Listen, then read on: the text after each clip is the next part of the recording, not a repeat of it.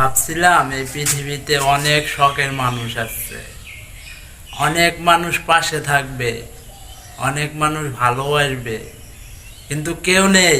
সময়ের সাথে সাথে সবাই হারিয়ে যায়, সবাই চলে যায় তার নিজ নিজ দায়িত্বে।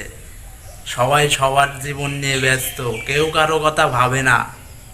এই পৃথিবীটা একটা স্বার্থপর স্থান, যে যার মতো ব্যস্ত, সবাই সবার স্বার্থ নিয়ে ভাবে, কেউ কারো কথা ভাবে না।